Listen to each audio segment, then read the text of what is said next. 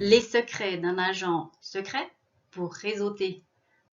Ce n'est pas de James Bond dont il s'agit, mais c'est Al Humphrey qui nous raconte son histoire.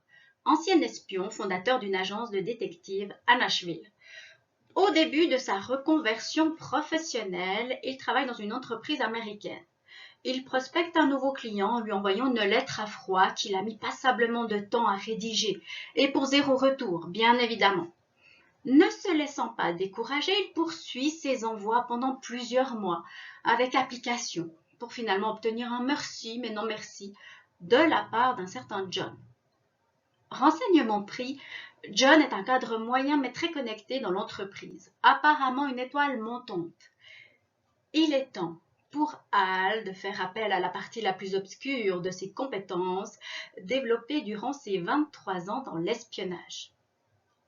Il réunit des informations sur John, hobby, centre d'intérêt, association, et il découvre que John va assister à une conférence à Chicago.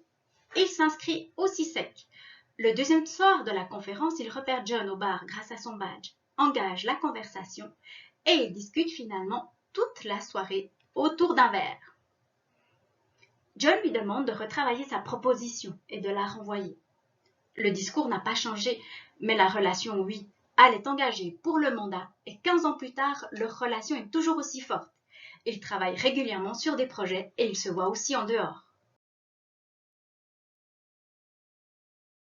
La force d'un réseau professionnel ne réside pas dans sa grandeur, mais dans les relations qui ont été mises en place et qui doivent être nourries. Cela demande du temps, de l'investissement, mais c'est aussi un enrichissement mutuel et beaucoup de partage. Voilà 5 recommandations tirées du récit de Al Humphrey. Récolter de l'information, grâce à Google bien sûr, mais il y a aussi les actualités, le registre du commerce, LinkedIn. Être ciblé. À quoi ça sert de distribuer à tour de bras ses cartes de visite et d'en récolter tout autant sans avoir échangé un seul mot? Utilisez la technique de l'effet miroir pour mettre l'autre à l'aise.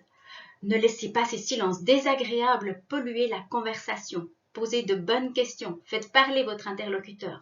Racontez des histoires ou des anecdotes pour marquer les esprits. Attention au langage non verbal défensif dû au stress, à la timidité, à la nervosité. Votre objectif est clair, vous êtes préparé, donc adoptez une posture de confiance, sans quoi votre interlocuteur restera méfiant.